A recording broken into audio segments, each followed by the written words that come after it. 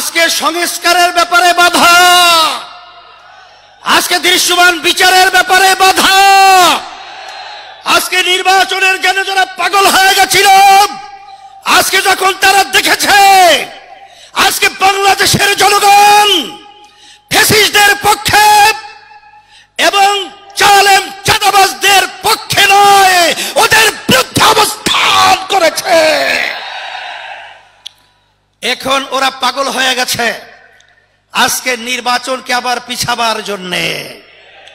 কিন্তু আমরা পরিষ্কার বলবো, রাশি যখন বামে ঘোরে তখন যত পরিকল্পনা সব বামেই যায়।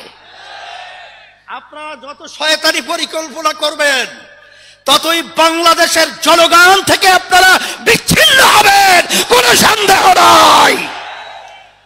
তবে আমি পরিষ্কারভাবে বলেছি, আজকেও বলছি, আমরা 53 বছর আমাদেরকে যারা জিম্মি করে রেখেছিল, আল্লাহ রাব্বুল আলামিন জিম্মির হাত থেকে আমাদেরকে 5ই আগস্ট আমাদেরকে স্বাধীনতা দান করেছেন। এই স্বাধীনতার ফসল যারা আমরা দেশপ্রেমিক রয়েছি, যারা মানবতা প্রেমিক রয়েছি, যদি আমরা বুঝতে ভুল করি, আমরা যদি ব্যর্থ হই, যখন ইতিহাস আমাদের প্রজন্ম লিখবে তখন কলঙ্কজনক ইতিহাস আমাদের জন্য লিখবে।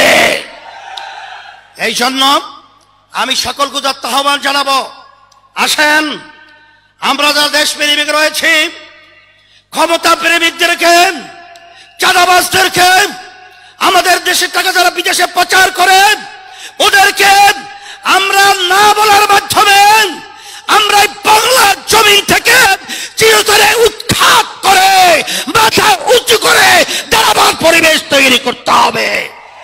সেই হিসাবে আপনারা রোদের মধ্যে আজকে কষ্ট করে উপস্থিত হওয়ার জন্য আমি আমাদের সকলের পক্ষ থেকে উদাত্ত আবার ধন্যবাদ জানাচ্ছি। এবং সেই দিন, সেই সময়ের অপেক্ষা রয়েছি যেদিন এই বাংলাদেশের মধ্যে আবার সোনালী সূর্য উদিত হবে এবং ফ্যাসিবাদ নিবাদ যাবে, চাঁদাবাদ নিবাদ যাবে, খুনিরা নিবাদ যাবে, দেশপ্রেমিকরা বিজয় লাভ করবে।